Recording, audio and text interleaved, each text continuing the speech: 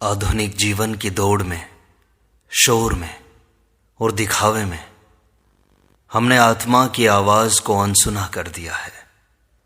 हमने दूसरों को सुनना सीख लिया पर खुद को सुनना भूल गए। हमने ईश्वर को मंदिरों में ढूंढा पर उस ईश्वर के जीवंत रूप आत्मा से संवाद करना छोड़ दिया। श्री रामकृष्ण परमहंस कहते हैं, जो भीतर बोलता है वही सत्य है, बाहर की सब बातें छाया हैं। इस श्रृंखला में हम आत्मा से बात करने की, आत्मा से संवाद करने की वह खोई हुई भाषा सीखेंगे। हर दिन, हर क्षण हम आत्मा से कैसे जुड़ सकते हैं। जैसे कोई मां से बात करता है, कोई प्रेमी अपने प्रियतम से बात करता है, इसी तरह श्री रामकृष्ण की इन शिक्षाओं में आत्मा से संवाद करना हम सीखेंगे। यह संवाद किसी पद्धति या कर्मकांड पर आधारित नहीं, यह हृदय की सीधी पुकार है। यह कोई साधना नहीं, यह अपने आप को अपनाने की क्रांति है। जब तुम आत्मा से संवाद करना सीख जाओगे तब संसार का शोर तुम्हें डिगा नहीं पाएगा। तुम्हारा अकेलापन तुम्हारा ध्यान बन जाएगा और तुम्हारे भीतर एक अदृश्य आलोक जगेगा जो तुम्हें जीवन के प्रत्येक मोड़ पर राह दिखाएगा। तो आइए बाहर की दुनिया से एक क्षण के लिए भीतर लौटें और आत्मा से पहला संवाद आरंभ करें, सच्चाई के साथ, ईमानदारी और श्रद्धा के साथ। श्री रामकृष्ण परमहंस कहते हैं, मन का शोर जब थमता है तो आत्मा बोलती है। तुम बाहर की आवाजों में उलझे रहोगे तो भीतर की पुकार सुनोगे कैसे। एकांत में बैठो, आंखें मूंदो और स्वयं से पूछो, मैं कौन हूं। यह प्रश्न आत्मा को आमंत्रण देता है। संवाद का आरंभ यहीं से होता है। प्रारंभ में मौन मिलेगा तुम्हें, लेकिन वही मौन उत्तरों से भरा होता है। प्रतिदिन यही अभ्यास एकात्मीय मित्रता बना देता है आत्मा से। आत्मा सदैव बोलती है, बस मन शांत होना चाहिए सुनने के लिए। श्री रामकृष्ण कहते हैं, ईश्वर बाहर नहीं, भीतर की गहराई में होते हैं। हर दिन कुछ पल उस भीतर के मंदिर में बैठो, तुम्हें उत्तर मिलेगा प्रेम से, मौन से और करुणा से। मन से आत्मा का द्वार खटखटाओ, उत्तर स्वयं चलकर आ जाएगा। शब्दों से नहीं, मौन से आत्मा से संवाद होता है। मौन ही आत्मा की भाषा है। जैसे जल स्थिर हो तब ही उसमें प्रतिबिंब स्पष्ट दिखता है, वैसे ही मौन मन में आत्मा की झलक मिलती है। श्री रामकृष्ण कहते हैं, मौन अभ्यास नहीं, अनुभूति है। सत्संग, जप, ध्यान सब मौन के मार्ग पर ले जाते हैं। भीतर का यह मौन गूंगा नहीं है, सबसे प्रबल और सबसे मुखर होता है। यह मौन चेतना को जागृत करता है, आत्मा को सुना देता है। दुनिया बोलती रहे पर भीतर मौन स्पष्ट होता है।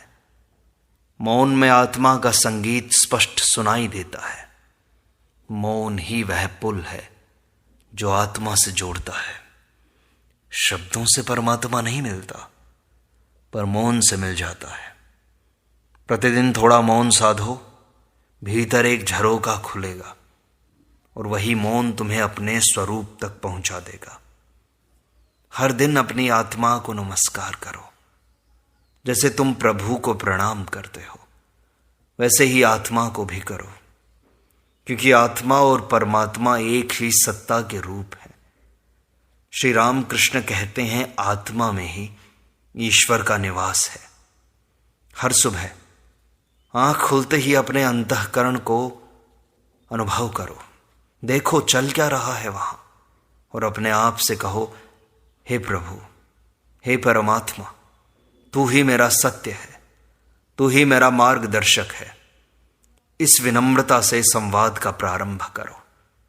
जिसे तुम पूजते हो वही तुम्हारे भीतर है, यह स्वीकार कर लेना। इससे अहंकार गलता है और श्रद्धा उपजती है, और श्रद्धा से आत्मा स्वयं प्रकट होती है। नमन आत्मा को, आत्म प्रकाश को आमंत्रण है।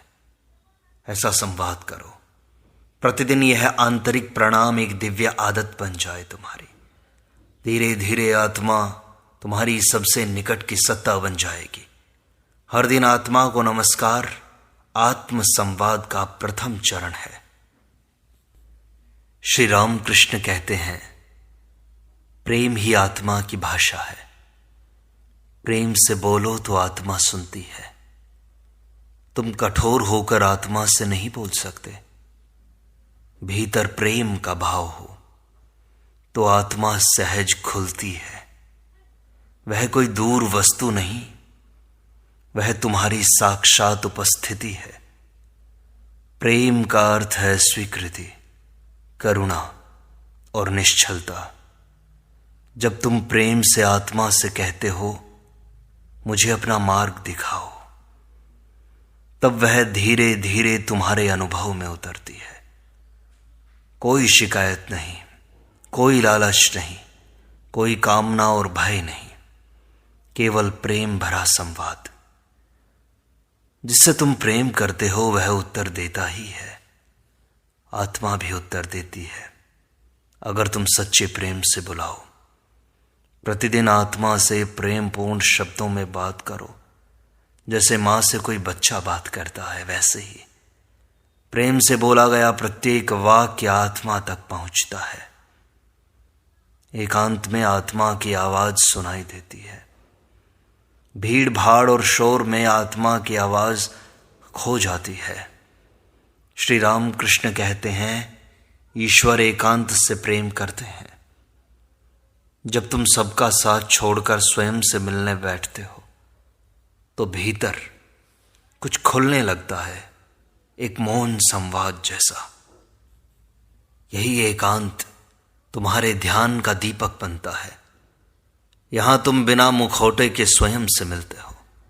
आत्मा का स्वर बहुत सूक्ष्म होता है, वह एकांत में ही सुना जाता है। प्रतिदिन थोड़ी देर एकांत साधना बनाओ। शब्द मत बोलो, केवल सुनो अपने भीतर चल क्या रहा है। धीरे धीरे वह वाणी स्पष्ट होती जाएगी। आत्मा बोल रही होगी। एकांत आत्मा के निकट जाने का सबसे सटीक द्वार है। आधुनिक जीवन में यह सबसे बड़ी साधना है। भीतर का संवाद एकांत की गोद में ही खिलता है। तुम जैसे हो वैसे ही आत्मा से बोलो।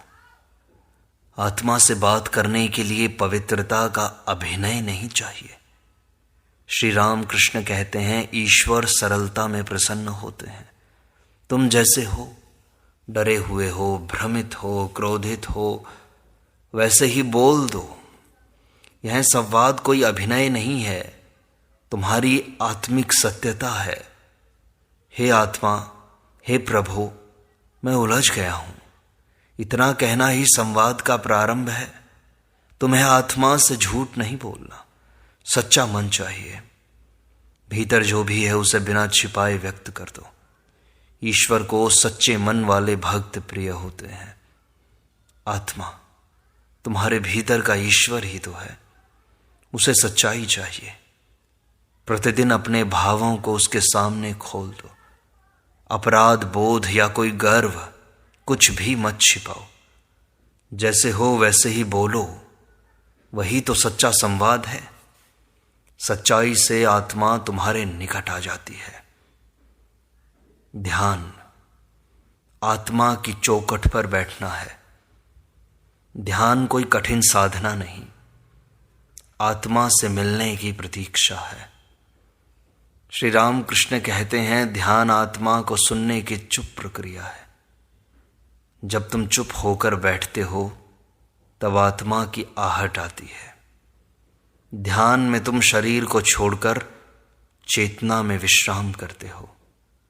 यह विश्राम ही आत्मा से मिलन की तैयारी है।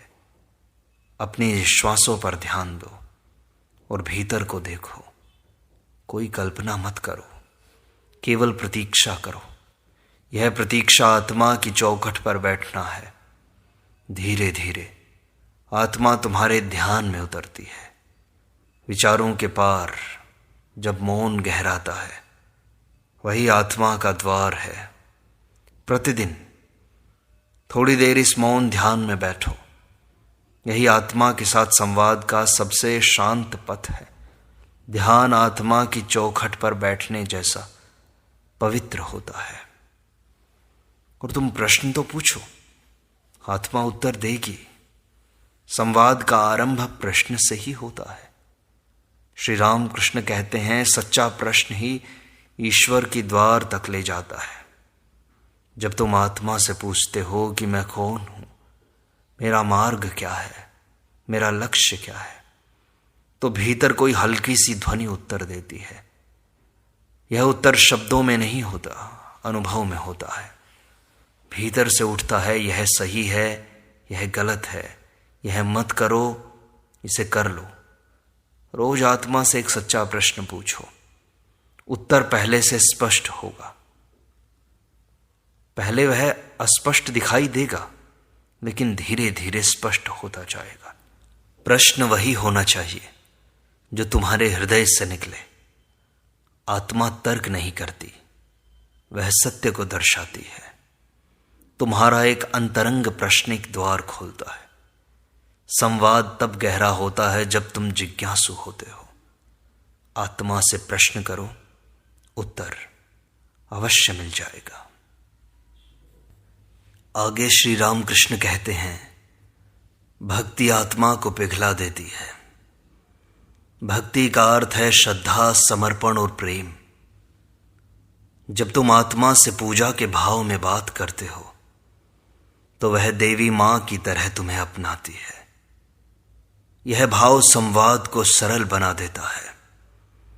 तुम कह सकते हो, हे आत्मा, तुम मेरी मां हो, मेरे स्वामी हो। इसमें कोई औपचारिकता नहीं है, केवल प्रेम है, केवल तुम्हारा समर्पण है। भक्ति से संवाद में भावुकता आती है। आत्मा को यही तो चाहिए। वह रूखा तर्क नहीं चाहती, कोमल समर्पण चाहती है। जब तुम रोकर भी बोलते हो, वह उत्तर देती है। भक्ति आत्मा के द्वार खोलने की सबसे कोमल कुंजी है। प्रतिदिन थोड़ा सा भावपूर्ण भजन, मंत्र या स्तुति कहो, यह आत्मा से गहरा संवाद बना देगा। श्री रामकृष्ण कहते हैं, आत्मनिरीक्षण आत्मा को प्रकट करता है। प्रतिदिन स्वयं को देखो, मेरा आचरण कैसा है, क्या मैं सच्चा हूं, मैं कौन हूं, क्या मेरा जीवन सत्यान्वेषी है। यह स्व अवलोकन आत्मा को बुलाने जैसा होता है। जब तुम भीतर झांकते हो, तो आत्मा धीरे धीरे मुखर होती है।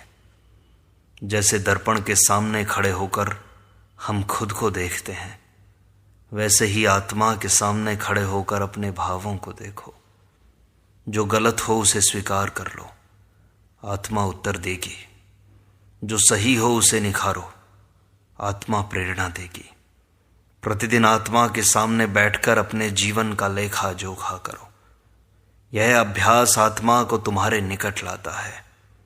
आत्मनिरीक्षण एक पवित्र संवाद है, ईमानदार और निर्मल। आत्मा को दर्पण दिखाओ, वह तुम्हारी सच्चाई से बोल उठेगी। श्री राम कृष्ण कहते हैं, आत्मा गुरु भी है और साक्षी भी। गुरु बाहर नहीं है, भीतर होता है। आत्मा स्वयं गुरु है। तुम्हारी अंतरात्मा का दीपक जब जलता है, तो वह तुम्हें स्पष्ट राह दिखाता है। जब तुम उलझते हो, तो वह तुम्हें मौन में मार्ग बताती है। आत्मा कभी डांटती नहीं, केवल दृष्टि देती है भीतर से। आत्मा तो साक्षी है प्रत्येक कर्म, प्रत्येक विचार और भावना की। जब तुम उससे बात करते हो, वह तुमसे तुम्हारी ही छवि दिखाती है।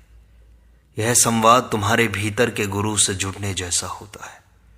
प्रत्येक निर्णय के समय उस साक्षी से पूछो, क्या यह उचित है? उत्तर भीतर से उठेगा। शुद्ध, स्पष्ट और निर्द्वंद्व। आत्मा तुम्हें कभी धोखा नहीं देती, मन देता है धोखा। हर दिन उस साक्षी से सलाह लो, यह सबसे सुंदर सत्संग है। वह तुम्हें सही राह दिखाएगी, चाहे रास्ता कठिन हो। भीतर के इस गुरु से बात करना आत्मज्ञान की पहली सीढ़ी है। आत्मा से संवाद पूजा बन जाए तुम्हारी। श्री रामकृष्ण कहते हैं, साधारण व्यक्ति भी पूजा कर सकता है, आत्मा से संवाद कर सकता है, बस भाव चाहिए। जब तुम आत्मा से बात करो तो पूजा का भाव लाओ। जैसे कोई देवता के सामने बैठकर आदर से कहता है, हे प्रभु, वैसे ही आत्मा से भी कहो, हे मेरे अंतर्यामी। तुम्हारे शब्द भले ही साधारण हो, पर भाव पवित्र होना चाहिए। यह संवाद फिर पूजा का रूप ले लेता है, प्रतिदिन की आराधना।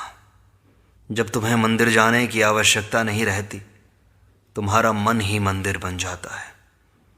भक्ति और आत्मा की बातचीत जब मिल जाती है तो साधक का हर दिन तपस्या बन जाता है। पूजा केवल फूलों से नहीं, भाव से होती है। जब आत्मा से बात पूजा बन जाए तब जीवन ही पवित्रता से भर जाता है। श्री राम कृष्ण आगे कहते हैं, भीतर से जो आता है वह सत्य होता है। जब तुम आत्मा से बात करते हो, उत्तर भीतर से आता है। सबसे पहला उत्तर, बिना किसी मन बुद्धि के, वह भीतर से आता है। कई बार वह बहुत धीमा होता है, पर अडिग होता है।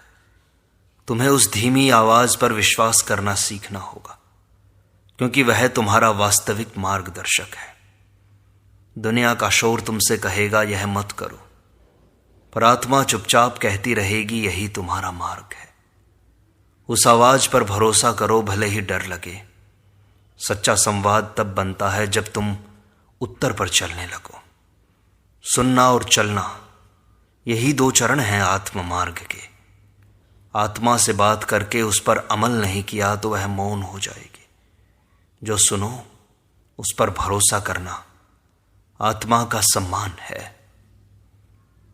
श्री रामकृष्ण कहते हैं, ईश्वर को छल पसंद नहीं। तुम्हारे भीतर की आत्मा तुम्हारे सारे पर्दे जानती है, इसलिए संवाद करते समय कोई भी झूठ व्यर्थ है। तुम डरे हो, कहो, हाँ मैं डरा हुआ हूं। तुम क्रोधित हो, कहो कि हाँ मैं क्रोधित हूं। यही सच्चा आत्म प्रस्ताव है, साक्षी के सामने सच्चाई। इस सच्चाई से आत्मा तुम्हें मार्ग दिखाती है। जो भीतर है वही बाहर व्यक्त करो, बिना डर, बिना लज्जा के। हर दिन आत्मा के सामने अपने मन का आईना रखो, वह तुम्हें धीरे धीरे शुद्ध कर देगी प्रेम से। इस झूठ रहित संवाद में ही आत्म परिवर्तन होता है। जहां सच्चाई होती है वहां आत्मा प्रकट होती है। संवाद को बस ईमानदार बनाओ, यही उसकी नींव है। और हर दिन का प्रारंभ आत्मा से संवाद करते हुए कर सकते हो। श्री रामकृष्ण कहते हैं, जैसे सुबह उठते ही सूरज को नमस्कार करते हो, वैसे ही आत्मा को प्रणाम करो। दिन का प्रारंभ कैसे हो, यह पूरे दिन को तय करने लगता है। और दिन भर बस संवाद की डोर मत तोड़ो। आत्मा से बात सिर्फ ध्यान में नहीं होती, दिन भर हो सकती है। श्री रामकृष्ण कहते हैं, ईश्वर हर क्षण तुम्हारे समीप है। तुम चलते समय, खाते समय, काम करते समय कह सकते हो, हे प्रभु, क्या मैं ठीक कर रहा हूं? पूछ सकते हो। इस निरंतर संवाद से आत्मा एक जीवंत उपस्थिति बन जाती है। तब तुम अकेले नहीं रहते, हर क्षण एक सखा संग होता है। यह संवाद कोई बोझ नहीं, आंतरिक संगति है। तुम्हारे विचार भी जब आत्मा से जुड़े रहते हैं तो कर्म स्वयं शुद्ध हो जाते हैं। इस डोर को मत छोड़ो, इस अभ्यास को मजबूत बनाओ। धीरे धीरे यह संवाद स्वाभाविक हो जाएगा। दिन भर भीतर से एक मित्र से बात होती रहे, यह आत्मा से संबंध का सबसे सुंदर रूप है। आत्मा विचारों से नहीं, भावों से उत्तर देती है। श्री रामकृष्ण कहते हैं, हृदय से पूछो, बुद्धि से नहीं। जब तुम सोचते हो क्या ठीक है, तब उत्तर तर्क में उलझता है।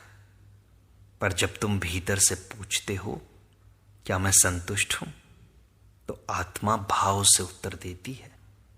भीतर की गहराई में जाकर जो भाव उठे वह सच्चे उत्तर होते हैं। आत्मा से बात करते समय भावों पर ध्यान दो। कहीं तुम उदास हो, कहीं शांति है, कहीं बेचैनी। वही भाव आत्मा का उत्तर है। भावों को पढ़ना सीखो, यही आत्मा के उत्तर समझने की कला है। श्री रामकृष्ण आगे कहते हैं, भक्त का एक वाक्य भी ईश्वर को छूता है। प्रतिदिन आत्मा से एक वाक्य बोलो, हे प्रभु, मैं आपके साथ हूं, मुझे संभाल लो, मुझे रास्ता दिखा दो। यह छोटा सा वाक्य संवाद की डोरी को जीवित रखता है। जब मन भटके तब यह वाक्य तुम्हें जोड़ता है आत्मा से। यह अभ्यास बहुत गहरा होता है, दिखता नहीं लेकिन बदलता है।